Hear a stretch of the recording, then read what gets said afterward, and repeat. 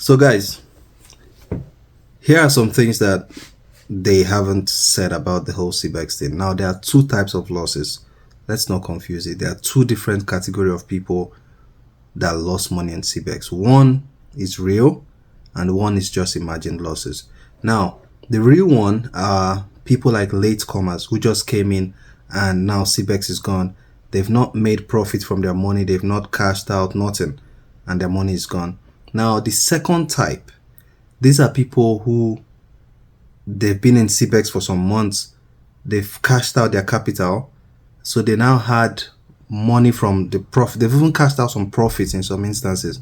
Now they had money from the money they made from Cbex in there, and it has grown to whatever amount, So they just had this money that they thought was their own that they lost. So they didn't actually make a loss. That's the point I'm trying to drive home. Okay, so now there are those two different categories of people. Second thing that I just want to mention out there is Cbex is saying you have to pay to verify, and then for hope of getting your funds back, basically. And this is classic scam. Like, this is classic scam playbook. You get scammed, and then they tell you, oh, you know what, we're going to help you recover your money, da, da, da, da, da, da, da. Just send a little bit of money and then you get it unlocked. Here's what I think would happen. Few people are going to send the money. The ones who don't send, Cbex is going to feel justified to say, oh, those accounts have been blocked and so on and so forth. Now, for those who send, they would get the hope of getting their money back. So their money might be reflected in their accounts. It might come back. But then there's going to be another story. So Cbex is going to try to encourage them to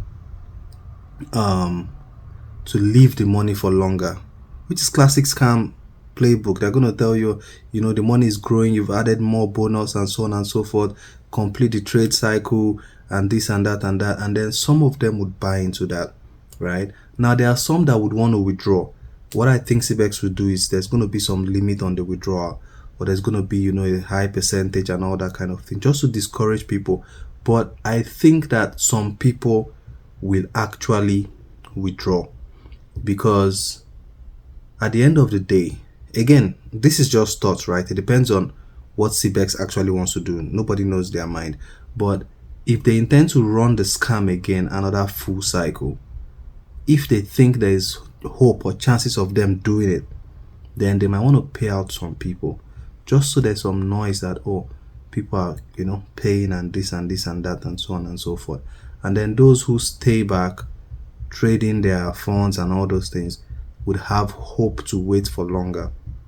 You understand? Until there's a bigger bang, basically. So it all depends on what Cbex decides to do, really, and nobody knows what's in their mind, man. OT law.